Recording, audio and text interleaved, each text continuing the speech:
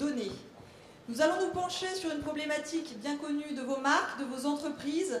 Comment obtenir des informations sur les clients, leurs habitudes, leurs envies, le plus rapidement possible, de façon fiable et pour un moindre coût. Comment obtenir des données quanti, quali, simultanément, en live. Est-ce que c'est possible? Avec quels outils? Pour essayer d'y voir plus clair, nous allons écouter 4 présentations.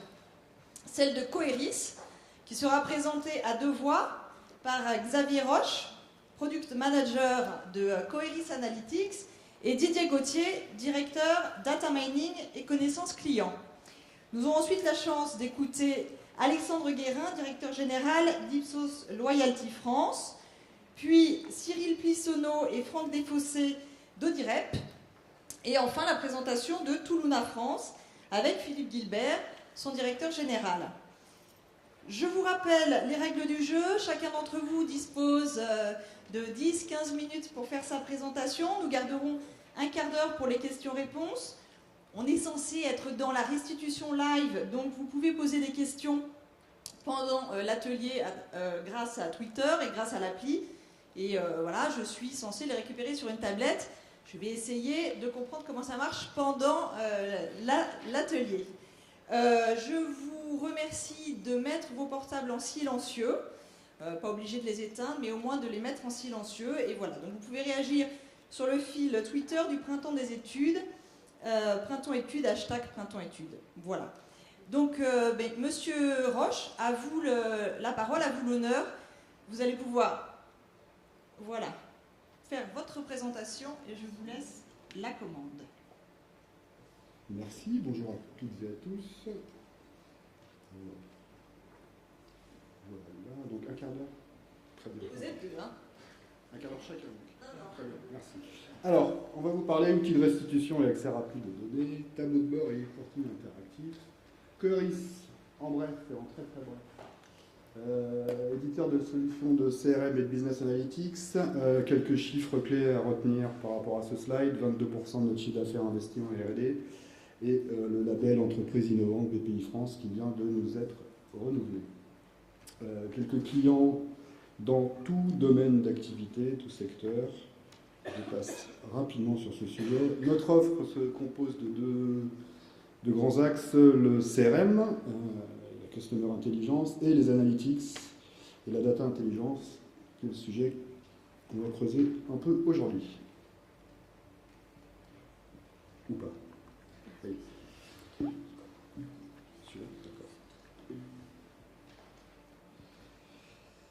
Le pitch de la présentation, tout le monde aujourd'hui est conscient de l'importance de piloter son activité en s'appuyant sur des tableaux de bord pertinents, efficaces.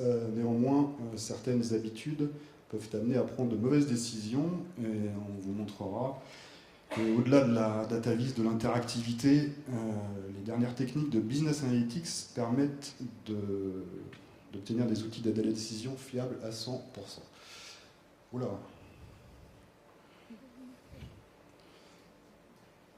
Ça. Alors, quelques principes et erreurs à éviter pour créer des tableaux de bord efficaces, pertinents et percutants. Beaucoup de littérature, beaucoup de white paper écrits sur le sujet. Nous, chez Coeris, on dégage un certain nombre de principes qui répondent à un certain nombre d'objectifs. Premier sujet pour faire des tableaux de bord pertinents et efficaces, le rôle primordial de la data visualisation. Pourquoi ? Pour accélérer la compréhension et maximiser la densité de l'info à l'écran. Des tableaux de bord sexy. Aujourd'hui, les consommateurs, les utilisateurs ne peuvent plus se contenter de vieux tableaux de bord rébarbatifs. Donc pour provoquer l'adhésion et faciliter la communication, on doit proposer des tableaux de bord avec un look up-to-date. Des tableaux de bord évidemment dynamiques, interactifs et collaboratifs pour répondre aux besoins de temps réel, aux besoins d'actionnabilité et de collaboration entre les équipes. Des tableaux de bord qu'on va utiliser, qu'on va consommer pas seulement depuis son bureau, mais dans plein de contextes d'utilisation différents, notamment en mobilité. Objectif, accéder au tableau de bord où que l'on soit, et également intégration avec les outils de bureautique bien connus, style Office. Pour qu'un tableau de bord soit efficace, il faut impliquer les utilisateurs dans son élaboration. ce qui est un bon moyen d'adhérer aux besoins, répondre aux besoins des utilisateurs et de susciter leur adhésion. Et évidemment, les différents indicateurs matérialisés par un tableau de bord doivent être de qualité, doivent être pertinents et doivent donner du sens. Sinon, tous les grands principes et objectifs cités précédemment n'ont aucun intérêt. Alors, quelques bonnes pratiques pour mettre ces principes en correspondance. La data vis, c'est important, mais c'est quelque chose qui est encore un petit peu compliqué. Quel graphique faire en fonction de quelles données? Donc, un outil qui va aider au choix du graphique et qui va implémenter un certain nombre de bonnes pratiques est une réponse à cette problématique. Tableau de bord sexy, il nous faut un outil qui va permettre de faire des tableaux de bord up-to-date, d'aller jusqu'à la limite de l'infographie. Tableau de bord dynamique, évidemment, il faut proposer des fonctionnalités de drill down pour pouvoir descendre dans les données, proposer des animations, etc., des fils de discussion, et aller jusqu'à ce qu'on appelle aujourd'hui le data storytelling, faire raconter une histoire avec ces données. Les multiples contextes d'utilisation, le meilleur moyen, c'est de proposer un outil qui va permettre de développer un tableau de bord une fois et de pouvoir le déployer sur plein de devices, plein de contextes différents, Windows, web, mobile, s'interfacer avec PowerPoint notamment. Impliquer les utilisateurs et répondre à leurs besoins, le meilleur moyen de répondre aux besoins de l'utilisateur final, c'est qu'il fasse lui-même ses analyses, qu'il crée lui-même ses tableaux de bord. Donc un outil agile, un outil self-service va répondre à ses besoins. Et puis pour la qualité, la pertinence et le sens des indicateurs, eh bien, un bon outil d'analyse de données et de data mining est le meilleur moyen d'y arriver. Un petit focus sur la data vise.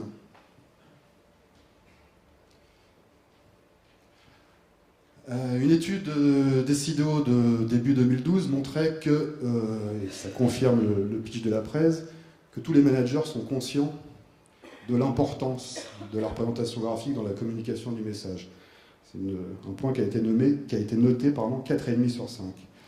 Et pour autant, les moyens mis en œuvre pour atteindre cet objectif, eux, sont notés seulement 0,5 sur 5, ce qui illustre quand même un décalage profond. Donc tout le monde pense qu'il faut faire des jolis graphiques, mais peu de monde savent le faire vraiment. Souvent, on fait un graphique parce qu'il faut faire un graphique, parce qu'on ne sait pas quoi dire. Je ne sais pas quoi dire, donc je fais un camembert. Quelques bonnes pratiques pour obtenir des tableaux de bord efficaces. Utiliser des graphiques familiers. Pas la peine de faire des graphiques hyper sophistiqués, des barres, des courbes, des radars, ça parle à tout le monde. Il faut que ça soit compréhensible pour l'utilisateur final. Des cartes, des anneaux. Là, on est sur des graphiques familiers que tout le monde peut interpréter et comprendre sans avoir besoin d'explications en amont. Des grandes règles que les spécialistes de la data vis établissent, c'est qu'il ne faut absolument pas abuser du graphique de type camembert, pie chart. Un tableau comme ça, pas très lisible, on aura tendance à le représenter sous forme de camembert. Ce camembert-là, dans cet exemple, il y a un peu trop de parts, c'est pas super lisible, et toutes les parts sont à peu près de la même valeur, donc on détermine très difficilement, finalement, quel est le pays le plus performant. On remplace ça astucieusement par un graphe basique de type barre, où là, on voit beaucoup mieux que la Russie et la République tchèque sont plus performantes que les autres pays. Alors, on n'abuse pas des camemberts, et puis, on a beau vouloir faire joli, on ne fait pas joli à tout prix, on ne fait pas n'importe quoi. Le pouvoir aux infographistes peut parfois donner des résultats assez catastrophiques, donc on ne fait pas de camembert, mais on ne fait pas non plus de camembert à bord, à coin carré, ou de mix camembert un petit peu rond, un petit peu carré. Ça ne sert à rien, c'est pas lisible, c'est joli ou pas, ça c'est une question de goût, mais en tout cas c'est pas efficace. Il faut rester simple, entre une simple courbe et une chose comme ça, il n'y a pas photo, ça on peut trouver ça joli, mais on est quand même en train de représenter des chiffres. Là on est sur quelque chose de totalement illisible, mauvaise pratique. Attention à l'échelle, on représente des chiffres, encore une fois, des indicateurs. Donc l'objectif n'est pas forcément de faire mentir les chiffres. Donc là, quand on prend ce graphique-là, on a l'impression qu'il y a un gros décalage entre les trois classes, alors qu'en fait, si on réajuste l'axe des Y pour le faire partir à 0, on s'aperçoit que finalement, il n'y a pas de temps de décalage. Donc attention à cet élément-là. Élément clé, bannir la 3D, le camembert 3D. C'est monstrueux, c'est totalement illisible. On a des parts, les 3 parts vertes, mauves et bleues claires sont en fait toutes correspondantes à un quart du camembert. L'illusion d'optique donne l'impression que la part verte est beaucoup plus importante que les autres. C'est pas bon, ça nuit à la compréhension du graphique, de l'analyse du tableau de bord. Je disais tout à l'heure qu'il fallait un peu se méfier des purs outils d'infographie. Là, on a un tableau de bord qui est plutôt pas mal, avec des petits anneaux simples, des petites barres, un petit peu de pictogrammes, c'est joli. Mais il y a une énorme coquille qui est due au fait que les chiffres ont été saisis à un moment ou à un autre à la main dans un outil de dessin. Et donc on a un camembert qui nous représente 37% sur une part qui fait plus de la moitié en fait. C'est monstrueux. Symboliser des proportions avec des petites choses comme ça, des petits ronds de taille différente, des petits pictogrammes de taille différente, ça parle normalement. C'est lisible du premier coup. Mais attention là aussi, de ne pas faire n'importe quoi et de ne pas faire mentir les données. Là on a voulu jouer sur les proportions, mais d'une manière totalement mensongère. Les proportions ne sont pas du tout respectées entre les trois pavés. Même principe ici, où on veut représenter que les salariés représentent 84% et les dirigeants 16%, et on fait 2 rectangles à peu près de la même taille. Donc illusion d'optique et incompréhension à la lecture. Pour faire un tableau de bord efficace, utiliser les pictogrammes est aujourd'hui quelque chose qui devient assez commun et qui parle à tout le monde. Les pictogrammes symbolisent la donnée représentée. On va utiliser un petit pictogramme de type euro pour représenter une donnée monétaire. On va représenter des petits pictogrammes là, qui représentent les différents types de véhicules. Ça facilite la lecture, la compréhension et l'adhésion du consommateur du tableau de bord. Voilà, on représente ici un indice de satisfaction client, des petits bonhommes qui rigolent. On représente ça correctement. Pourcentage aussi. Les pictogrammes permettent de bien représenter ça. Attention encore à ne pas faire n'importe quoi. Là, c'est l'extrait d'une infographie présentée sur une télé française cryptée bien connue, où là, on nous annonce par ailleurs que les petits bonhommes noirs représentent 6% de la totalité. Le vrai chiffre annoncé, c'est 6%. Et pourtant, on vous en représente 2 parmi une certaine quantité. Donc vous avez l'impression qu'en fait, il y a 2%, et c'est même pire, puisqu'en fait, il y a beaucoup plus que 100 petits bonhommes blancs, il y en a 164 exactement, donc en fait, on symbolise un pourcentage qui est de 1,22%, alors que le vrai chiffre, c'est 6%. Là, on fait, encore une fois, on est peut-être dans un cas de mensonge et de manipulation. Pictogramme toujours, une bonne alternative pour les sempiternelles jauges. On a un objectif financier à remplir, on a un petit euro qui est plus ou moins rempli suivant là où on en est de son objectif. D'autres exemples rapides. Et encore un exemple d'erreur suite à l'utilisation d'un outil d'infographie. Le bonhomme rouge représente 56%, alors qu'il est rempli à beaucoup plus que 56%. Même chose sur les petits bonshommes. La même chose réalisée avec un vrai outil de business analytics nous donne une vraie correspondance avec les chiffres. Et puis l'interfaçage avec la bureautique que j'évoquais tout à l'heure, un tableau de bord qu'on va consommer depuis son browser préféré, mais qu'on va pouvoir aussi consommer depuis son iPad préféré, exporter vers Excel, exporter en PDF, exporter en PowerPoint. Usages multiples. Voilà, là c'était pour la partie DataVis, faire des jolis entre guillemets tableaux de bord, mais comme je l'ai dit en introduction, si les chiffres que l'on pilote avec le tableau de bord ne sont pas pertinents, tout ça ne sert à rien. Ce que va nous expliquer maintenant mon ami Didier Gauthier.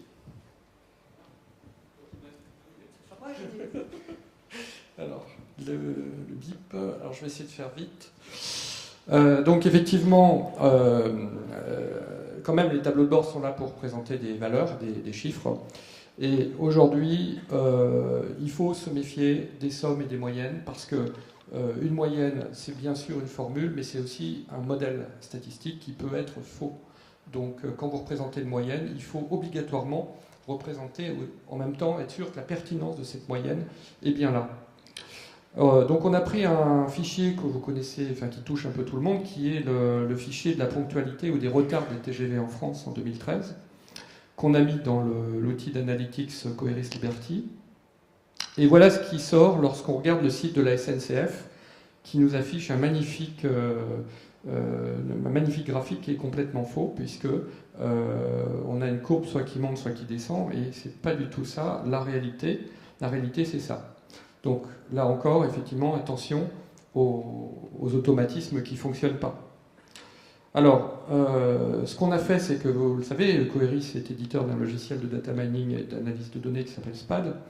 Donc on a mis ces données dans SPAD, et on les a fait causer avec Liberty, et on a sorti effectivement une typologie des retards de lignes, avec deux axes. Un axe qui est en horizontal, l'importance des retards, et en vertical, l'évolution de ces retards. C'est-à-dire, est-ce que ça a tendance à empirer, ou bien au contraire, est-ce que ça a tendance à s'améliorer? Et donc on a sorti une classification des lignes, où on peut dire qu'on a 4 grands types de lignes de train en France, en fait.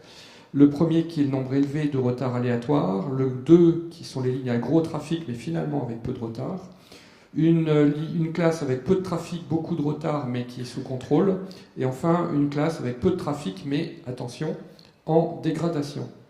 Donc la synthèse, si ça veut bien s'afficher, c'est que, en fait, on peut restituer cette classification, cette typologie, dans un outil de tableau de bord comme celui-là, où là, on a affiché les 4 classes et les résultats sont à peu près évidents, à savoir que, vous voyez bien, par exemple, la deuxième colonne, c'est le pourcentage de trains en retard.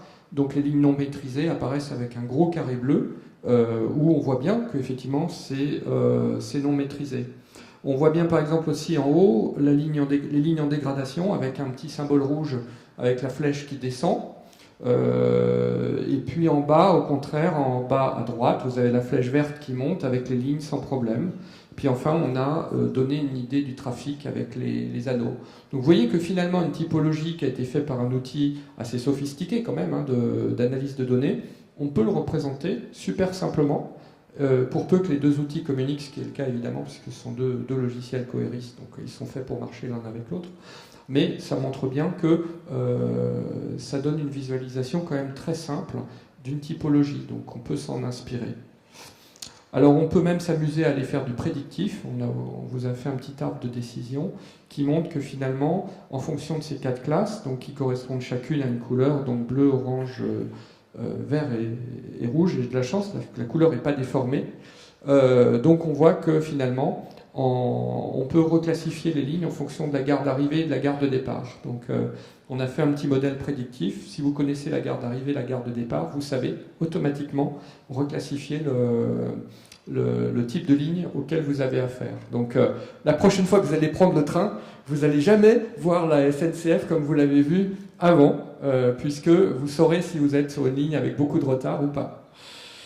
Voilà, donc moi j'ai terminé pour ma partie. Merci beaucoup. Votre micro qui marche mieux que le mien, merci beaucoup. Alors, nous allons passer donc à Yves Alexandre Guérin. Vous êtes spécialisé dans les problématiques de satisfaction client. Vous allez nous présenter votre outil qui permet en temps réel de trouver l'information où elle se trouve et de la transformer en fonction de l'attente de la personne qui doit la recevoir. Merci beaucoup. Je ne sais pas si la présentation est prête. Non? Je passe encore. Non? C'est qui ça?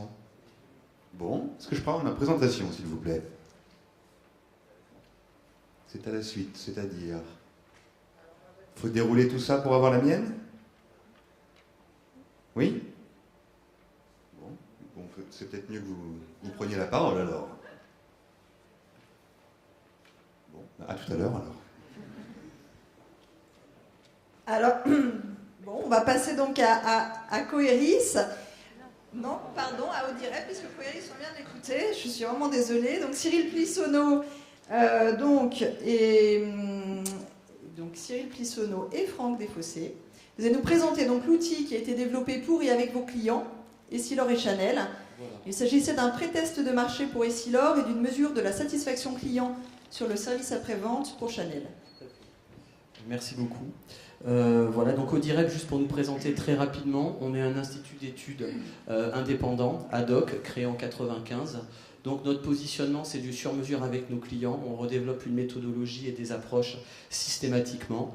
On a une internalisation de l'ensemble de nos modes de recueil, que ce soit le téléphone, le face-à-face et la DSI. notamment avec Franck à côté de moi qui est le responsable de notre DSI, ce qui nous permet de développer des outils sur mesure avec les webmasters des entreprises avec qui on travaille. Donc aujourd'hui, on va s'intéresser à un outil qu'on a développé à l'origine pour 2 de nos clients, comme le disait Muriel, qui s'appelle ICP, qui est une interface Consumer Piloting. Donc cet outil a été développé à la demande de nos clients. Ils avaient en fait un besoin d'un outil ad hoc de restitution des données d'enquête en temps réel. À savoir une première problématique qui était un pré-test de marché à l'international, donc dans le secteur de l'optique pour Essilor, où ils avaient une problématique d'un lancement d'un nouveau verre à l'international. Ils voulaient mesurer la perception des consommateurs, des porteurs et également des opticiens sur ce nouveau verre. Donc il s'agissait de mesurer auprès des porteurs l'adaptation, le confort de vision, l'expérience qu'ils vivaient et l'opticien, la façon dont il vivait son protocole dans la vente. L'intérêt pour Essilor était de savoir en temps réel dans quelle mesure le verre était bien adapté, correspondait aux attentes des consommateurs pour que la R&D et le marketing puissent faire les ajustements en temps réel avant d'attendre des résultats d'enquête, un terrain, des rapports de données, que ce soit ensuite présenté en interne et intégré par la R&D. Donc là, ça permettait effectivement d'avoir des ajustements en temps réel pendant le terrain et de suivre justement le cycle de vie du produit sur des pré-tests marchés. Dans ce cadre-là, on avait fait ce pré-test sur 3 pays, dont les États-Unis.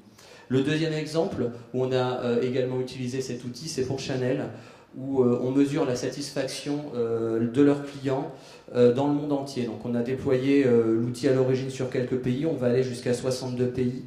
L'idée, en fait, on s'intéresse là aux boutiques de joaillerie et horlogerie Chanel lorsqu'un client vient voir le service après-vente pour ramener une montre pour changer sa pile ou pour modifier un bracelet. Lorsqu'il récupère son produit, on veut mesurer la satisfaction du service après-vente, savoir comment s'est passé l'accueil, la réparation et finalement la perception qu'il a de Chanel. L'intérêt étant de voir si dans les boutiques, justement, les services après-vente fonctionnent correctement, s'il y a des ajustements à faire.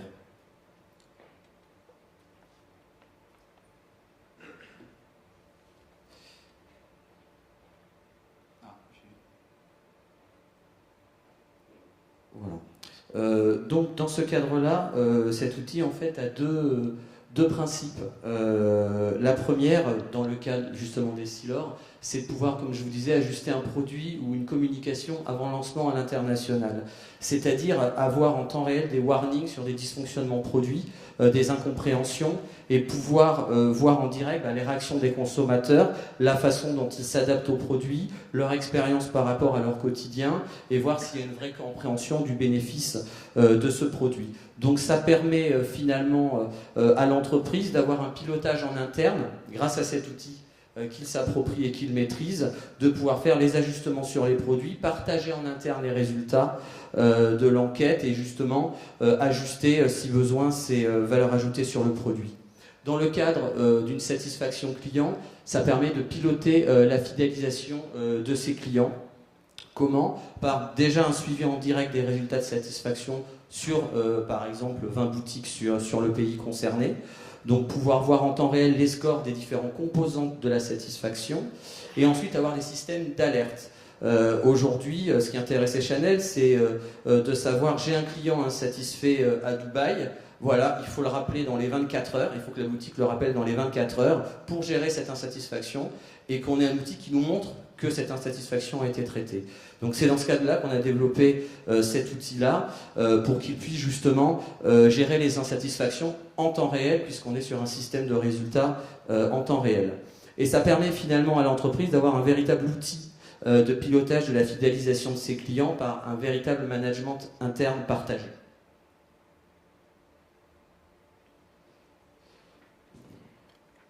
Alors sur le fonctionnement de l'outil,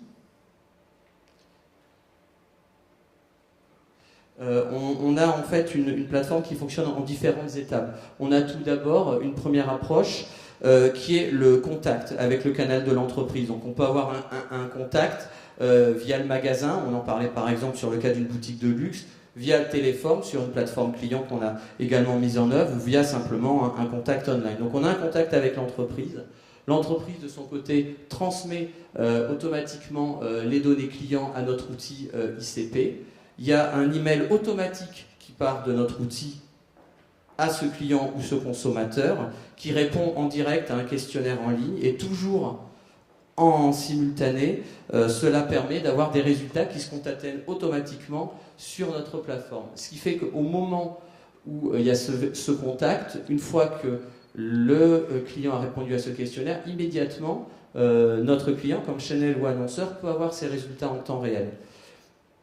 Et ça lui permet justement, comme on le disait, de gérer ce signalement des alertes d'insatisfaction produit en temps réel. Donc finalement, cette plateforme, qu'est-ce qu'elle fait? Elle automatise et elle gère en temps réel finalement l'intégralité des flux et de l'expérience client qui va être induite. Pour nos annonceurs, elle va leur permettre justement d'avoir une interface sur mesure totalement sécurisée.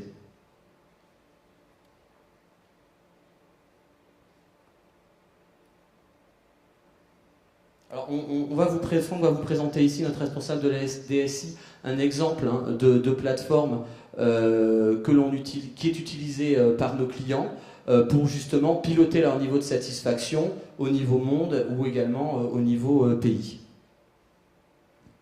Oui, alors voici, on va vous faire une petite démo rapide d'outils extrêmement simples. On a voulu la présentation le plus simple possible. Juste pour cet écran, on va le retrouver sur les trois exemples qu'on va vous présenter. On a décidé pour que l'accès à l'application soit vraiment convivial et à la portée de tous, de tout mettre sur les mêmes pages. Sur la même page, on a les outils de configuration comme les résultats. Donc une petite présentation de cet écran, de la plateforme à laquelle se connectent nos utilisateurs finaux, des onglets pour un accès aux différents modules, avec des accès différents en fonction de leurs besoins, des besoins synthétiques, des besoins détaillés, ou alors des fiches d'insatisfaction pour les gens qui doivent gérer ça. Et pour chaque écran, une structure identique, avec un petit volet à gauche qui va leur permettre de sélectionner les différents périmètres de leur analyse. Donc voilà une petite vidéo qui va être assez rapide. Voilà. Donc la phase de connexion à l'écran. On va commencer par un premier affichage d'accès aux données synthétiques. Donc l'accès à des indicateurs clés, avec sur la partie gauche toujours notre volet de sélection de données. On définit des critères et on actualise. Donc dès qu'on clique sur l'onglet Home, qui est l'onglet d'accueil, on accède directement à cette page. Les critères qu'on peut définir sur un ou plusieurs champs, et sur des données qui sont soit des infos importées, des infos fichiers que vous avez dans vos CRM, soit des données déclaratives que l'on recueille au cours de l'enquête. Donc à chaque fois, les critères apparaissent, la personne, quel que soit son niveau d'accès, de formation, remplit facilement les différents éléments demandés. Donc un accès un peu plus détaillé avec cette fois-ci, donc toujours notre volet de sélection de données, mais en plus un volet de ventilation qui va permettre de choisir les éléments de construction du tableau. Donc là, le choix des colonnes à afficher. Et on actualise, sachant que, comme vous l'a dit Cyril, ces éléments sont directement connectés aux bases de recueil. Donc on est en direct connecté aux réponses des personnes que nous interrogeons. Et le dernier exemple, qui est l'exemple d'accès aux fiches d'insatisfaction client, là aussi en direct, toujours la même structure, donc la sélection des données possibles, des critères de sélection pour faire apparaître les insatisfactions, faire ressortir tout ça, avec bien entendu des conditions de levée d'anonymat, un affichage de tableau avec un accès à la fiche complète pour pouvoir traiter plus facilement l'insatisfaction. Des données, toujours des données importées et des résultats de l'enquête. Et un petit outil qui permet de suivre le traitement des insatisfactions. Donc on coche, on décoche les éléments qu'on a traités, les fiches qu'on a traitées, pour pouvoir savoir où on en est et savoir dans les différentes filiales comment sont traitées les insatisfactions. Donc, toutes nos plateformes, parce qu'on vous a parlé de 2 exemples, mais on a développé notre première plateforme de restitution dynamique en 2005, donc on a quand même une petite expérience.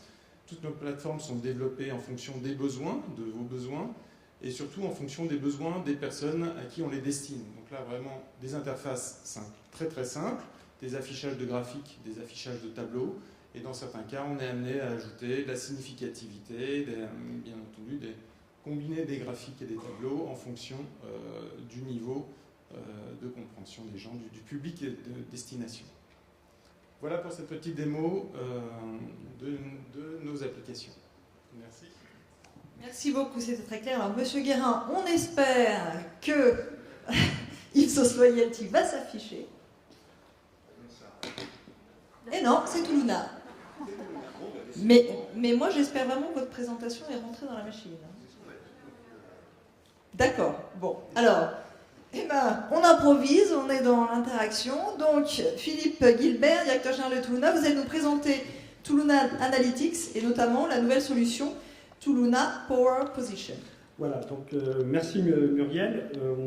On a vu dans la première partie en fait qu'il y avait des graphiques qui fonctionnent, d'autres qui ne fonctionnent pas. Effectivement, ce que je vais vous montrer en fait, puisque c'est un outil générique, donc pas spécialisé sur des études de satisfaction comme on l'a vu avant et sans doute après. J'espère qu'Ipsos pourra nous faire sa présentation. Mais c'est vraiment en fait dans ce que nous on propose comme outil de collecte d'informations pour toutes les études, jusqu'où on peut aller au niveau du reporting. Donc, je vais voir si la technique... Voilà, donc je vais passer rapidement. Toulouna, en fait, c'est une société créée en France et maintenant on est 800 dans le monde. Notre métier, c'est vraiment en fait de recruter des consommateurs dans un panel de 6,6 millions de panélistes et de proposer en fait des solutions d'enquête que je vais vous présenter dessus. Donc nos clients sont les instituts, sont des médias et des annonceurs qui veulent poser des questions en direct à nos consommateurs. Alors, avant de vous montrer ces nouveautés, je voulais juste essayer de vous expliquer en fait pourquoi la collecte, on essaye d'aller de plus en plus vite et pourquoi est-ce qu'on essaye aussi au niveau du reporting d'intégrer des choses dans de nos outils. Parce que en fait, vous le savez, ça devient une tarte à la crème. Le big data fait qu'aujourd'hui, la façon de faire des études, la façon de collecter des informations est beaucoup challengée. Donc je pense que aujourd'hui, au niveau du market research, on doit en fait se poser des questions. Je ne pense pas que les sondages sont dépassés, mais je pense qu'il faut malheureusement accélérer la collecte, donner de la data vis, donner plus facilement l'accès à une information intelligible. Et ça, c'est une grande tendance. Jusqu'où on ira, je ne sais pas, mais on a besoin en fait à la fois d'accélérer la collecte et d'accélérer la restitution. Donc la collecte, elle va se faire sous notre panel. C'est le fait qu'on ouvre en fait nos 6 millions de panélistes à des enquêtes en interactif. Donc ça, je vais le passer. Donc il y a différentes choses qui sont soit présentées dans d'autres interventions, soit sur notre stand. Ce que je veux vous montrer, voilà, c'est la partie reporting dans en fait un outil Toulouna Quick Surveys, la partie analytique et des parties en fait qui vont un pas en avant en plus vers le reporting et le tableau de bord. C'est pas la même version. Je passe parce que c'est mon ancienne version, ça je vous le passe. Voilà, donc la plateforme Quick Surveys, c'est une plateforme en fait qui vous permet d'interroger en direct le panel Toulouna. Donc vous pouvez créer votre questionnaire, le cibler, le lancer, analyser. Je vais vous montrer quelques fonctions. Donc il y a des fonctions gratuites, il y a des fonctions payantes. Quand on utilise le panel Toulouna, ça m'entraîne des coûts. Et ce que vous voyez à droite, en fait, c'est notre avancée dans le domaine du reporting. Ce qu'on a sorti en 2009, donc, qui était déjà une avancée au niveau du reporting, c'est à partir du moment où on met des libellés en fait, sur notre outil de questionnaire, ça génère automatiquement, sans même en fait, intervention d'un informaticien, d'un statisticien, ça génère automatiquement en live des tableaux. Vous avez ici, bon, je ne pense pas que vous les voyez très bien, mais vous avez un histogramme. Il y a la possibilité de faire je dirais du camembert qui est là pas actif, c'est grisé parce que c'est du multi-réponse. Donc un camembert sur du multi-réponse, c'est pas conseillé. Je pense que mes collègues de Coiris sont d'accord. On peut avoir du tri à plat. On peut avoir, il y a un bouton en fait demander à la nation le redressement. Les répondants qui donc même si on distribue à une diversité de consommateurs, il y a une fonction de redressement pour que ce soit représentatif. Et ce que je ne peux pas vous faire, parce que je ne peux pas cliquer là pour rendre interactif la présentation, mais par réponse, c'est-à-dire que vous avez directement en fait les sorties par sexe, âge, région, éducation, revenu. Donc là, directement, dès que c'est envoyé sur notre panel, vous avez des graphiques assez simples, mais qui sont, comme on l'a dit précédemment, les plus utilisés, qui permettent de sortir ces informations. Donc ça, on l'a fait en 2009. On a un petit concurrent maintenant qui s'appelle Google, Google Consumer Survey, mais on a la chance d'être encore aujourd'hui un peu plus puissant et d'avoir intégré des fonctionnalités market research, de rotation, de random, de redressement que Google n'a pour l'instant pas encore mis dans son application.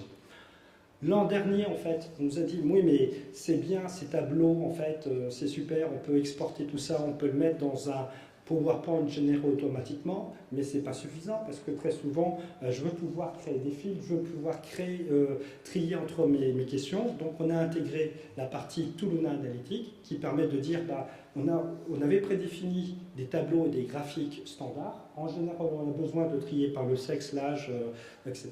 Mais des fois, il peut y avoir des choses plus spécifiques. D'autant plus que c'est un outil destiné à tous les types d'études. Contrairement à une application spécifique, on va dire, donc, on a dit, on va mettre la possibilité de trier tout partout, d'avoir des tests de significativité partout, de récupérer du verbatim, d'avoir un nuage de mots. Donc voilà, ça c'est ce qu'on a sorti l'an dernier. Donc pour donner plus de possibilités de tri, toujours en générant des graphiques que je ne peux pas vous montrer là, mais qui sont en démo sur le stand Tooluna. Mais en fait, on nous a dit, oui, mais c'est très bien, ces tableaux, ces graphiques en interactif, en live, mais ce n'est pas de l'infographie. Donc, est-ce que vous ne pouvez pas aller plus loin pour préparer des choses? Alors, je vous montre un petit peu. Donc, avec des indicateurs, avec un résumé, avec un bilan d'image. Donc, pour aller plus loin, en fait, dans la voie du reporting de choses qui ne sont pas simplement des histogrammes, voire des camemberts, des radars, là, on a travaillé effectivement sur une maquette de questionnaire. Donc, jusqu'à présent, on n'a pas réussi à automatiser l'infographie. Il y a beaucoup de risques des infographies qui sont faits en rupture par rapport aux données. Là, tout est automatisé, donc ça veut dire qu'il n'y a pas d'erreur de copier-coller, mais il y a une contrainte. Malgré tout, ce qu'on peut faire en R&D, en développement, c'est que si on va avoir une bonne infographie, je pense que il y a des contraintes au niveau du questionnaire. Il faut prédéfinir, soit au niveau d'un sujet, d'un baromètre, d'un tracker. On sait d'avance que ce sera toujours telle question. Donc on peut voir, on l'a vu aussi avec Direct, il y a des choses qui peuvent être définies sur un projet. Là, en fait, c'est sur un questionnaire d'image avec 3 concurrents, avec une dizaine de critères. Donc c'est limité, mais dans cette mesure-là, on peut avoir de l'infographie. Donc je vous montre un petit peu. Cette infographie, elle est générée automatiquement. Donc là aussi, il n'y a personne qui vient mettre le commentaire, c'est généré automatiquement parce qu'on a préformaté, on a dit, voilà, une étude d'image, s'il y a une dizaine de critères, si on demande 3 concurrents, on va pouvoir générer automatiquement ces informations.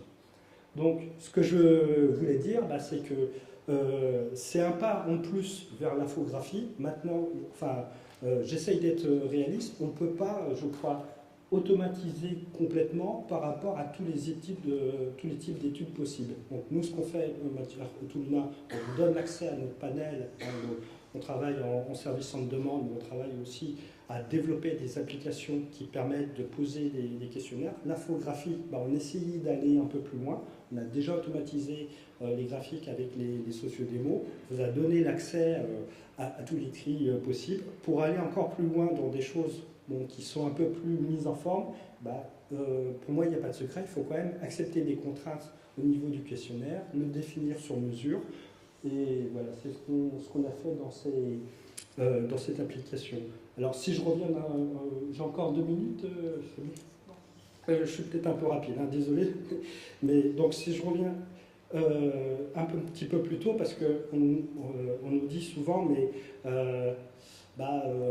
avec vos outils, vos collectes peuvent se faire en quelques jours ou en quelques heures, est-ce que c'est fiable? Les outils permettent de faire toujours de plus en plus rapide. Là, en préparant les graphiques, les camemberts, voire le reporting, par rapport à des études qui pouvaient demander un temps en salon, on peut se demander est-ce que ça marche, est-ce que c'est fiable. Donc je pourrais vous montrer des tests en parallèle, je pourrais vous parler d'algorithmes, mais en même temps il y a quelque chose que j'aime bien faire, c'est de dire est-ce que ça marche? Regardons 2 petits exemples. Un exemple qui maintenant c'est un peu historique, c'est sur la présentation de l'iPad. Le premier par Steve Jobs en janvier 2010. Donc là, c'était l'une des vidéos les plus vues au monde, l'un des plus gros buzz. Donc avec cette application, donc la version Toolkit Surveys de 2009, on a dès le lendemain publié des chiffres pour dire que les consommateurs étaient intéressés par ce nouvel objet qui était une tablette tactile. De l'autre côté, à droite, vous avez l'un des sites de référence en informatique qui avait posé des questions à ses visiteurs et qui disait ça ne marchera jamais. Donc vous connaissez la petite histoire. Donc finalement, des consommateurs qui ne sont pas des geeks ni des spécialistes de l'informatique étaient quand même un peu plus intéressés par cet objet. Et finalement, ça a été conforté aussi par des instituts d'études qui ont utilisé il y avait déjà du online, mais pas aussi souvent utilisé. Donc en faisant une étude online même rapide, on peut avoir une bonne mesure des tendances. Alors on me dira, oui, mais en fait, c'était en 2010, c'était l'iPad, c'est un coup de chance, c'était quelque chose de nouveau. Je prends un dernier exemple. Donc vous savez qu'il y a eu une nouvelle génération de consoles qui est sortie en fin d'année. Donc là, c'est pareil, pour montrer que nos applications, en fait, et même si c'est rapide, ça peut donner des résultats qui sont fiables. Pour le magazine LSA, on a, je ne sais pas si vous le voyez, mais il y a une date donc, publiée le 9 décembre. Donc le fait que la PS4 était largement en tête en intention d'achat versus la Xbox One. Et 5 semaines après, on a eu la confirmation avec les panels magasins, donc les remontées de tickets de caisse. Et là, on est sur non pas du déclaratif questionnaire, mais sur de la réalité mesurée en magasin, que effectivement, c'est la PS4 qui était devant. Donc tout ça pour vous dire que même si ça va, j'irai très, très vite ces outils, donc je termine à mon dernier slide, c'est pas parce que ça va vite que c'est mauvais. Maintenant, bien sûr, tous ces outils, en fait, ils ont des contraintes. Quand ça va très vite, il faut aussi prendre le temps aussi d'analyser, poser les bonnes questions. Et donc, même avec un outil, avec de l'infographie, il faut bien poser les bonnes questions. Et si ça va vite, c'est pour vous donner plus de temps aussi pour analyser, pour communiquer dessus. Donc, c'est pas parce que la collecte et le reporting ont tendance à s'accélérer que l'ensemble de l'étude elle doit être faite en quelques clics. Donc ça, parce qu'on me dit souvent, oui, mais une étude en quelques clics, est-ce que c'est sérieux? Maintenant, c'est quand le questionnaire est défini, quand les tableaux sont prêts, ça peut aller très vite, mais ça vous fait gagner du temps, j'espère, sur la partie intelligente de définition du questionnaire, d'analyse des résultats, de présentation, de communication. Voilà, merci. Merci beaucoup. Donc, Monsieur Guérin, vous allez nous présenter cet outil qui permet donc de trouver l'information et de la transformer en fonction de l'attente de la personne finale. Voilà. Tout à fait. Bonjour à tous, je suis Alexandre Guérin et j'ai l'honneur de diriger Ipsos Loyalty en France. On est 100 en France, 1000 dans le monde. Au niveau mondial, on réalise plusieurs dizaines de millions d'enquêtes clients chaque année. Ça nous a permis de développer un certain point de vue. Ce qu'on veut faire, c'est créer des écosystèmes d'écoute. Pas uniquement des enquêtes, et surtout on veut que ce soit engageant. On veut que ça amène la voix du client au cœur des organisations, et on veut engager des équipes, pas que les équipes marketing ou les équipes études, mais l'ensemble des collaborateurs vers l'action et la résolution de problèmes clients. Donc, je ne vais pas vous parler de technologie, je vais vous parler d'engagement aujourd'hui. Qu'est-ce qu'un écosystème? Vous connaissez déjà tous les blocs. Les blocs à la droite sont déjà connus. Le journey mapping, les études stratégiques avec les analyses dérivées, les benchmarks, tous les plans d'action qui vont venir enrichir un petit peu ce qu'on peut faire d'un point de vue étude, que ce soit du CALI, des workshops, des dives. La partie à gauche est un petit peu plus nouvelle, avec les enquêtes à chaud, le suivi de la performance des points de contact. Vous avez des visites mystères. Aujourd'hui, vous aurez quelques exemples. On fait de plus en plus des enquêtes très courtes, à chaud, très pertinentes, dans le moment, pour générer de nouveaux insights. Et surtout, on croit en la mort de la moyenne. Les agrégats, les moyennes, les trackers que vous opérez sont assez flat et sont de moins en moins utiles. Il y a une vraie valeur à avoir plus de granularité et à regarder les données au niveau individuel, ce qu'on appelle dans notre jargon closing the loop.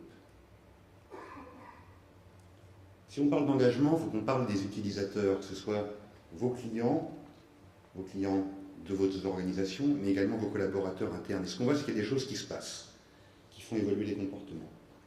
Le mobile, vous le connaissez maintenant partout. Ça crée des nouveaux usages.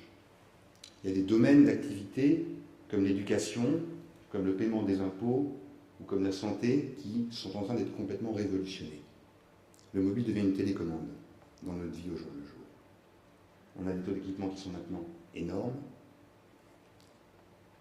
Au niveau mondial, Android a dépassé le milliard d'immatriculations, il y en a autant pour Apple. Et en 2018, un humain sur deux aura un smartphone. Alors pourquoi je parle de ça? Parce que ça change complètement le comportement. 2/3 des utilisateurs de smartphones ne l'éteignent jamais. Donc rassurez-vous, c'est normal, vous êtes comme tout le monde.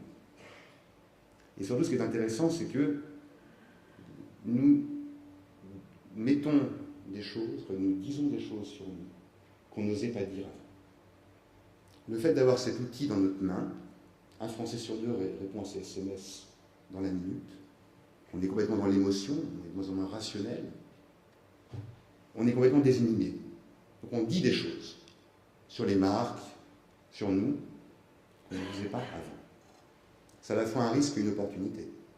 Une opportunité d'insight, une opportunité d'action, et un risque avec l'effet boule de neige sur les réseaux sociaux. La connectivité, elle est maintenant nomade, elle est permanente, elle est multi-écran, et le paradigme a complètement changé.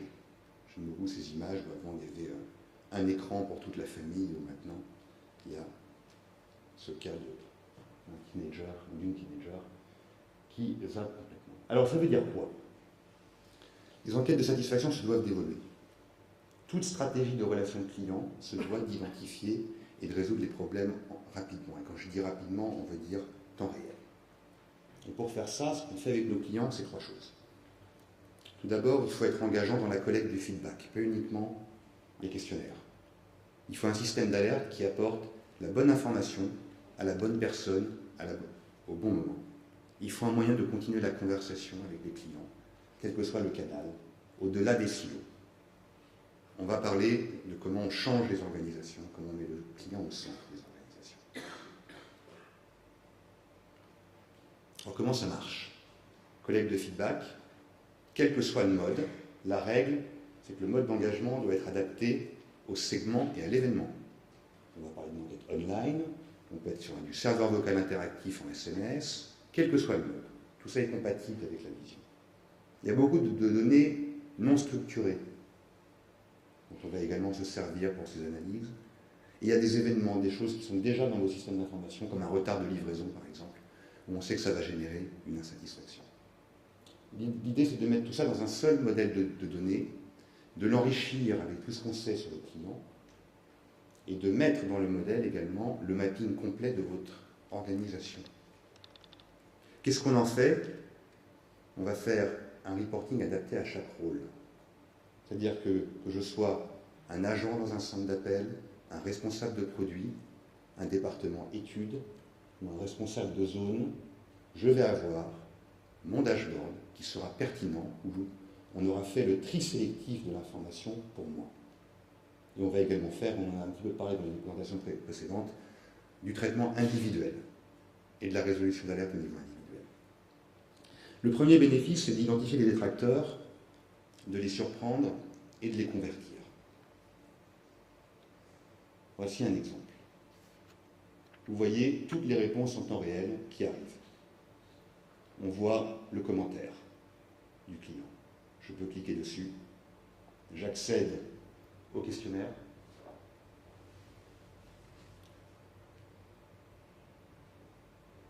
Je le repasse. Je me fais mon avis sur le problème. Et je vais pouvoir répondre en choisissant un mail qui sera déjà pré-rempli, sur lequel je n'aurai, en l'occurrence, une prise de rendez-vous. Le scénario, c'est un patron de magasin qui va recontacter son client pour lui proposer un rendez-vous individuel. Il y a des exemples même où le client a été recontacté, il était encore dans le centre commercial, vous voyez, avec le téléphone mobile. Donc là, en termes de surprise et d'expérience client, c'est absolument incroyable. Ce qui est intéressant aussi, c'est qu'une fois que je l'aurai vu, le client, je vais qualifier le problème. Je vais codifier moi-même la raison de l'insatisfaction. Et ce sera une variable supplémentaire d'analyse que je pourrai croiser avec mes résultats d'enquête. Donc la personne des études, à qui je ne parle pas, je suis patron de magasin, aura accès à cette donnée, pourra l'agréger, pourra l'analyser, pourra la croiser avec tout le reste. On est sur l'intégration complète.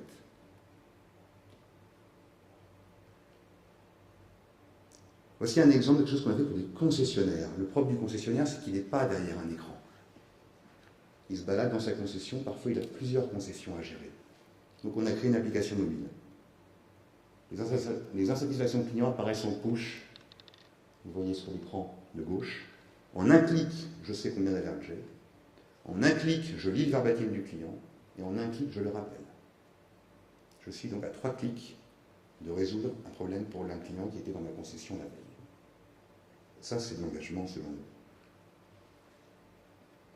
L'idée ensuite, on est complètement omnicanal, vous l'avez vu. L'idée, c'est d'être omnicanal, parce que vos clients, les clients de l'organisation, ils se fichent du canal.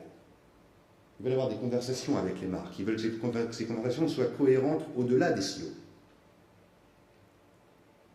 Et donc, tout le monde doit être intéressé par la voix du client, que je sois dans un réseau de vente, dans une organisation support, dans un centre d'appel, dans un réseau. La clé, c'est de donner la bonne information à la bonne personne au bon moment. Je reprends un autre exemple. Là encore, vous voyez, là je vois mes KPI, je vois les drivers de la satisfaction. Là je suis à un niveau un peu plus agrégé. Je peux croiser par exemple les ventes de mes clients insatisfaits que j'ai reconvertis pour voir si mes actions correctives fonctionnent. Je peux benchmarker mon magasin, là je suis 51e sur 77, et je peux voir sur quel driver je suis derrière mes camarades. Donc je fais moi-même mon plan d'action. Je n'attends pas d'avoir le rapport d'études un mois ou deux après le terrain, je le fais moi-même. Et quand je veux creuser quelque chose, eh ben j'accède aux verbatims, qui sont précodifiés par sentiment. Là, je vais filtrer les sentiments négatifs. Et donc, je vais me faire ma propre idée de ce que disent mes clients. Je vais faire une réunion avec mes équipes. Je peux rajouter ce qui vient de Twitter ou Facebook, par exemple, si on arrive quand on arrive à le connecter plutôt. Je peux classer tout ça par segment. Exactement. Donc, je peux faire toutes mes analyses simples, en ligne, moi-même. Je vais également codifier tous les verbatims. Et je peux les présenter en positif, en négatif, par exemple. Je peux voir l'occurrence. Je peux voir comment ça évolue.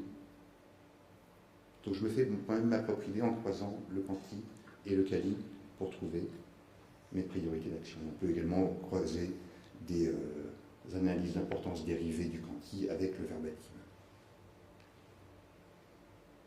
L'identification des priorités d'action, on fait tous les 4 cadrans d'importance dérivée. L'idée, c'est de le faire en temps réel.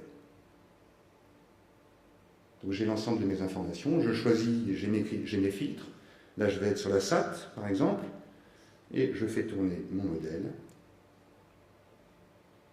Bon, là, je suis sur une régression, donc on va voir ce que ça donne si je suis en corrélation. Voilà.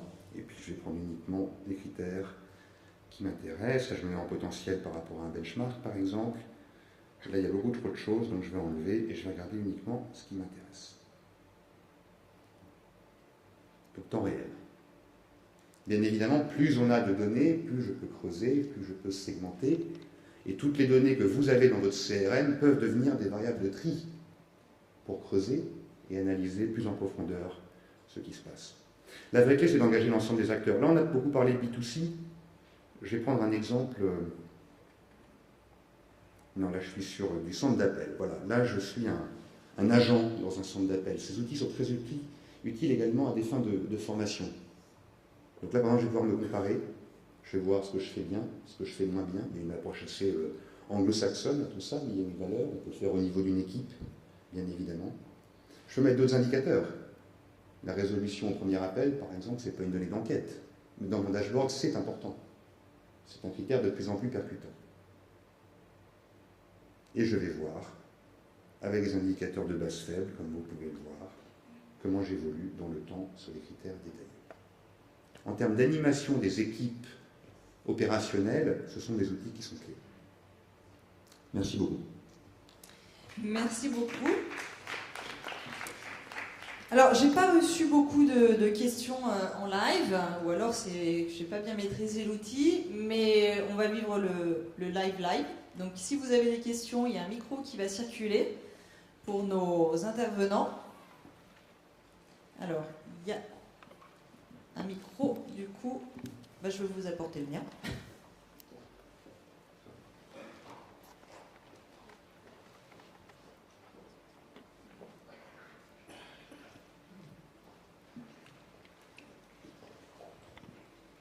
Oui, bonjour, merci pour cette conférence. Séverine Ricard, je suis responsable de projet chez TNS Sofres. J'ai une question bassement terre-à-terre pour Audirep.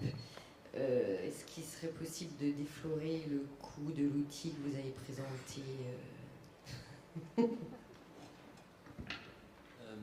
En fait, le coût de... Malheureusement, je ne peux pas vous donner un prix comme ça, parce que comme je vous l'ai dit, on est un institut ad hoc, donc cet outil, même si vous avez présenté un exemple, il est reconstruit systématiquement. Là, on vous a montré un exemple dans le luxe, donc c'est volontairement extrêmement épuré, parce qu'ils ont cette volonté d'épurement. Quand on travaille dans la téléphonie, c'est extrêmement coloré, extrêmement fourni en termes d'histogrammes, de camembert, etc.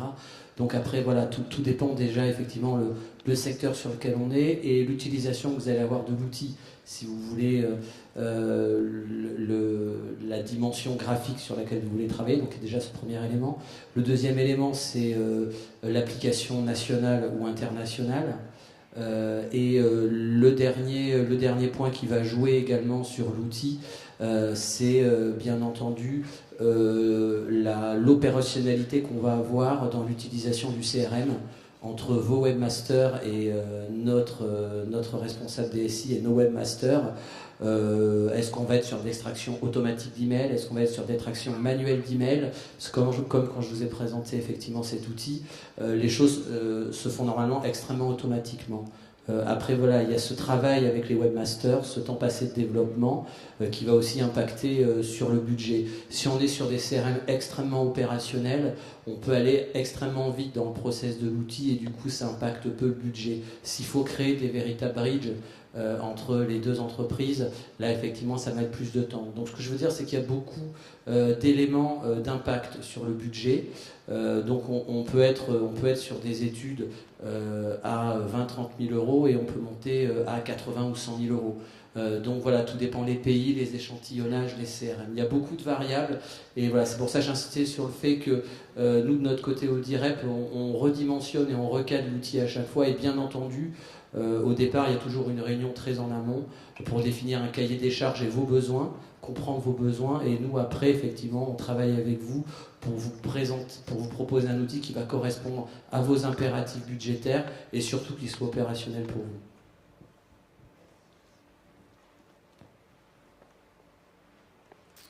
Une autre question?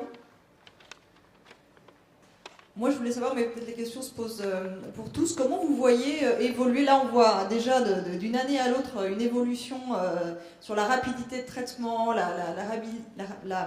l'évolution de la formalisation du rendu des données. Comment vous voyez évoluer encore ce secteur de la donnée immédiate et de sa restitution? Est-ce qu'il y a...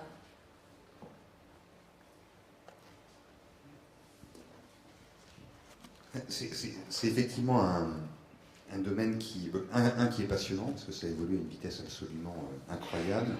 Les leaders d'un jour ne sont pas ceux du lendemain. Je pense qu'on a un devoir de tri sélectif, parce qu'aujourd'hui, la croissance des données est beaucoup plus rapide que notre capacité à les analyser. Alors, on parle de machine learning, on parle d'intelligence artificielle, ça va être une voie qui commence à être conclusive, mais on voit qu'il y a quand même assez peu d'applications. Le big data, tout le monde en parle, peu le font. Donc on est aujourd'hui à la croisée des chemins, et quelque part c'est une bonne chose, parce que ça veut dire que tout l'accompagnement humain autour, dans l'engagement, dans le design, dans la gestion du changement, fait que le sens réside encore là. Donc pour moi, c'est une très bonne nouvelle pour les études. Je voudrais juste dire en complément qu'effectivement, on est en train seulement de commencer à découvrir ce que c'est que la donnée. Parce que la donnée, c'est une matière première qui est connue finalement de peu de gens, parce que les gens confondent information et informatique. C'est pas parce que vous avez une donnée dans un ordinateur, c'est pas parce qu'elle est présente que vous en avez la connaissance, et même que cette donnée sera exploitable et actionnable ensuite. Donc il y a tout un processus à faire. Et pour vous montrer à tel point il y a une distorsion, si je fais un parallèle avec le monde du BTP que tout le monde connaît, si je suis acteur du BTP, ça ne me viendrait jamais à l'idée de dire bah, tiens, je vais jeter 3 tonnes de mortier sur un terrain vague, puis ça va me faire un immeuble qui va croître spontanément.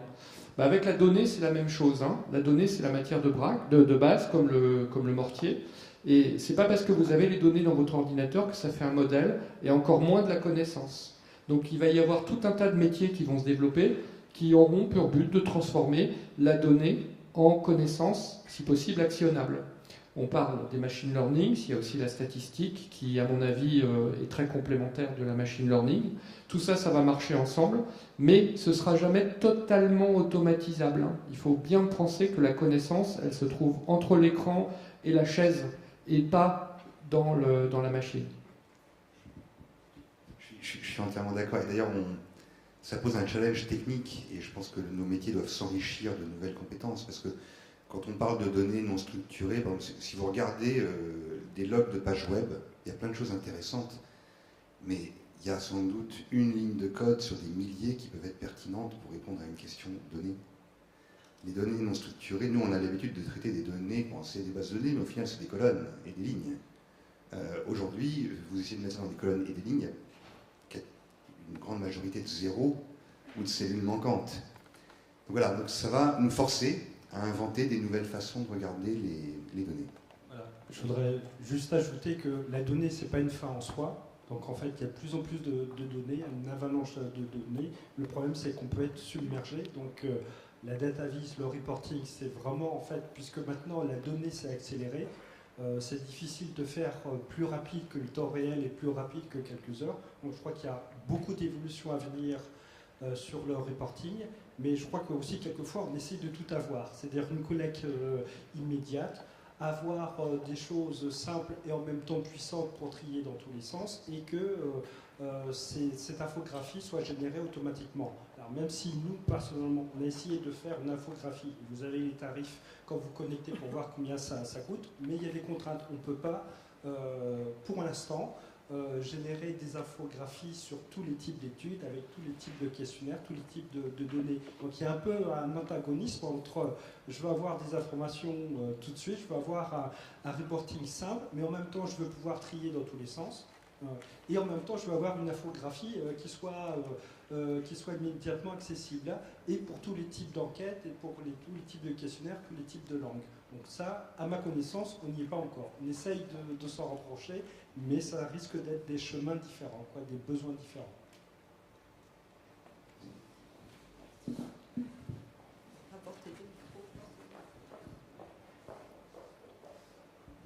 Oui, bonjour et merci pour ces présentations, mais j'ai été un peu effrayé par...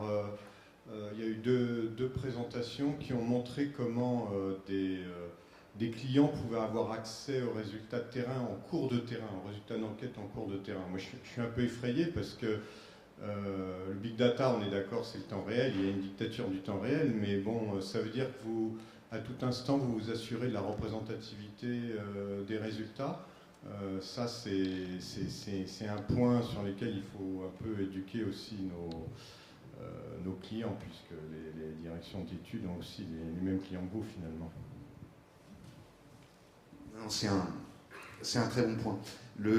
Alors, ce qu'il faut avoir en tête également, c'est que aujourd'hui, le fait d'avoir des modes de collecte qui sont complètement dématérialisés, des bases de CRM qui sont de plus en plus cohérentes, permet de générer un volume d'interviews qui est assez inégalé. Ça pose une autre question d'ailleurs qui est est-ce qu'on peut vraiment se permettre de solliciter autant les clients pour qu'on ait du feedback, qui est vraiment une autre question de fond. Donc on a quand même des volumes qui nous permettent effectivement de faire des redressements en temps quasi réel ou autre. Maintenant, je suis d'accord que il faut, mais ça on parle vraiment d'engagement là pour le coup, on parle d'engagement d'une organisation. Soit on éduque sur l'importance de faire ça, soit il ne faut pas regarder les données agrégées en temps réel. Là, je suis entièrement d'accord avec vous. Ce qui est également intéressant, par contre, c'est que l'action au niveau individuel, elle, s'affranchit complètement de ce discours-là et permet de faire vivre l'étude d'une façon nouvelle pour des gens opérationnels qui sont en première ligne. Et on voit aussi, dans certains cas, ça contribue à l'amélioration de la satisfaction, puisque c'est vraiment une opportunité de surprendre un client et d'apporter une réponse par rapport à une insatisfaction. Donc il y a quand même un cercle vertueux à ça, mais je suis d'accord, on ne s'affranchit pas des bonnes pratiques qui gouvernent notre métier depuis le début. Oui, tout à fait. Je voudrais juste rajouter pour aller dans le sens d'Ipsos. En fait, sur les études de satisfaction, il y a deux niveaux. Nous, de notre côté, on réalise également des études de satisfaction très lourdes en France et à l'international sur des échantillons représentatifs, bien évidemment. On réalise également des études auprès des clients, des non-clients, des prospects pour comprendre les mécanismes de fidélisation.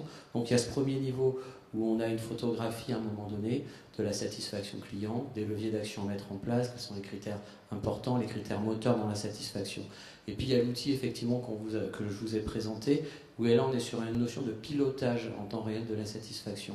Donc on ne cherche pas absolument à être représentatif de l'ensemble des clients endormis, des clients actifs. On cherche comme le disait Ipsos, à surprendre le client, à pouvoir interagir en temps réel et du coup à pouvoir maîtriser les niveaux d'insatisfaction des clients. On voit justement que cet outil marche très bien dans le luxe parce qu'ils ont cette volonté entre guillemets du défaut zéro en termes de service, donc de générer aucune insatisfaction chez les clients, d'où la nécessité de gérer l'insatisfaction quasiment en temps réel. Donc on est sur un deuxième niveau dans les études de satisfaction et de fidélisation, où là on est vraiment sur une notion, comme je le disais, de pilotage et pas d'appropriation des études pour mettre en place des plans d'action sur du long terme. Et je voudrais juste ajouter aussi par rapport à cette question, je dirais, c'est bon, qu'est-ce qu'on recherche ? Si on recherche la meilleure estimation possible, il faudra sans doute un échantillon assez important, des quotas détaillés, tout ça, ça prend du temps, même avec les nouvelles technologies. Si on cherche à avoir une première tendance, quand on regarde les remontées en fait en temps réel, avec du quota, avec du redressement en live, les premières tendances convergent en général assez rapidement. Maintenant, on peut trouver des contre-exemples, mais ce que je veux dire, c'est que est-ce que l'information qu'on recherche, c'est la meilleure estimation avec la plus haute précision et pouvant être représentatif de différents profils, ou est-ce qu'on cherche à avoir une première tendance ? Donc la réponse, voire l'outil, peut être différent parce qu'il y a ces différents besoins. Une première tendance où une estimation très précise d'une part de marché, par exemple. Voilà. Donc, par exemple, pour les exemples que j'ai montrés, je n'ai pas du tout vocation à remplacer les remontées d'étiquettes caisse de magasin. Je sais que c'est une information qui prend un peu plus de temps, mais qui est très précise. Aujourd'hui, on a aussi des outils qui permettent de donner des premières tendances. Il y a deux questions, une là et ensuite une là-bas. Moi, j'ai une question un peu générale qui est en lien avec tout ce qu'on a vu et qui pose la question de l'éducation, en fait, à tout ça et à la lecture de tout ça. Et quand je parle d'éducation, je parle d'éducation des clients, bien sûr, mais je parle aussi d'éducation du grand public, entre guillemets, quoi, parce que dans ce qu'on a vu, on l'a vu très clairement sur des données SNCF qui sont accessibles du grand public, on l'a vu sur des données clients à travers Loyalty qui sont accessibles, entre guillemets, à des clients très particuliers. Mais la question de l'éducation est aujourd'hui posée. Quand vous dites, par exemple, nous, on ne travaille pas sur la moyenne, je me dis, oulala, moi, mon fils, il a 13 ans, il apprend à faire des moyennes, quoi. Donc, toute la question de l'éducation par rapport à, effectivement, un monde qui va aujourd'hui très très vite, un monde où on est capable de collecter des données très très vite, de restituer des données très très vite, et quand vous disiez l'analyse de la connaissance, elle est entre l'ordinateur et la chaise, vous avez raison, mais c'est toute la question de l'éducation de nos clients et du grand public à tout ça que je pose aujourd'hui. Moi, je suis tout à fait d'accord avec vous. Là. Si on prend le sujet côté DataVis, c'est fondamental de savoir lire un graphique. J'ai peut-être une bonne nouvelle par rapport à ça. Ma fille qui a 10 ans, qui est en CM2, apprend la différence entre un camembert, un histogramme et une courbe. C'est un bon début. On a énormément de retard en France sur ce sujet-là. Mais visiblement, il commence à se faire des choses dès le primaire. Ça ne suffira peut-être pas. Il y a peut-être une génération sacrifiée dont la nôtre. Alors il y a des gens, des évangélistes qui travaillent là-dessus. Il y a des associations, notamment une association qui s'appelle Visual Decision, qui fait des conférences régulièrement sur le sujet. Il y a des tas d'ouvrages intéressants à lire. Il y a des éditeurs de logiciels qui peuvent vous conseiller là-dessus aussi, dont nous, connaissent. Mais effectivement, il y a un vrai travail à faire, mais peut-être l'avenir nous s'irrigera-t-il là-dessus, en tout cas pour nos enfants. Oui, je voudrais juste ajouter, donc on a vu des exemples où les graphiques étaient faux, mais j'ai déjà vu des mauvaises interprétations sur des pourcentages, entre pourcentage, ligne, colonne et total. Donc même avant de parler de graphique, la lecture d'un pourcentage, c'est pas si évident que ça. C'est pour ça que dans les outils aussi, on se pose des questions, mais quel type de pourcentage? Est-ce qu'on donne tous les types de pourcentages à la personne noyée? Est-ce qu'on en met en avant certains? Mais comment être sûr que l'analyse est bonne? D'où le fait que, personnellement, je dis, voilà, même s'il y a une information chiffrée qui sort, un KPI, un tableau de bord, ça n'empêche qu'il faut quand même regarder un peu que représente le chiffre. Oui, bonjour. Il y a un sujet qui m'intéresse particulièrement en matière de data visualisation, c'est la cartographie dynamique. Si j'ai bonne mémoire, ça n'a pas été évoqué du tout lors de vos interventions. Je voulais savoir si le fait que, j'ai fait un petit tour, hein, comme pas mal de personnes ici, avant de venir à la conférence, j'ai rencontré un petit peu les ateliers, les différentes sociétés présentes. C'est pas quelque chose que j'ai beaucoup ressenti, le rendu par la cartographie. Est-ce que ça correspond à un manque d'intérêt, manque de sollicitation de la part des clients, ou est-ce que c'est plus des freins, des limites techniques au jour d'aujourd'hui? Première question. Deuxième question, si vous avez été sollicité, est-ce que vous êtes allé, si vous êtes allé sur ce terrain-là, comment vous avez, quelle réponse vous avez apportée? Merci. Si je ne me trompe pas sur la signification de cartographie, dans les exemples que j'ai montrés tout à l'heure, il y a quelques exemples de cartographie. Non, mais c'est... donc oui, c'est un axe de représentation de la donnée, mais la donnée n'est pas toujours géographique, et même quand il y a un axe géographique, ça n'a pas forcément une importance. Voilà. Donc toute donnée, même si elle correspond à de la donnée géographique, enfin, tout indicateur ne nécessite pas d'être représenté sous forme de carte. Et ça peut au contraire donner une fausse interprétation à l'étude.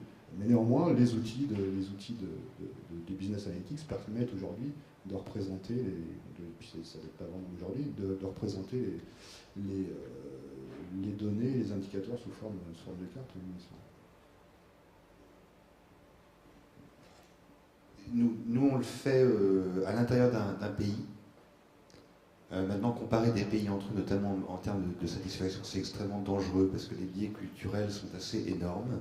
Alors, on peut les redresser, mais ce qu'on voit quand même, c'est que dans 9 cas sur 10, quand on travaille avec des grands groupes internationaux, on préfère être dans une logique d'amélioration plutôt que de comparaison, parce que expliquer les biais culturels et les redressements entre gens d'études, on sait faire, mais là encore, quand vous parlez des managers opérationnels, on en perd une grande partie dans le passage. Donc, nous, on préfère regarder les tendances, comprendre les causes, plutôt que de comparer des pays entre eux, ce qui est en fait assez dangereux et généralement assez faux en termes de méthode.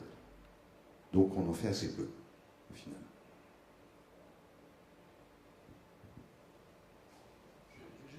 Quelque chose si vous permettez.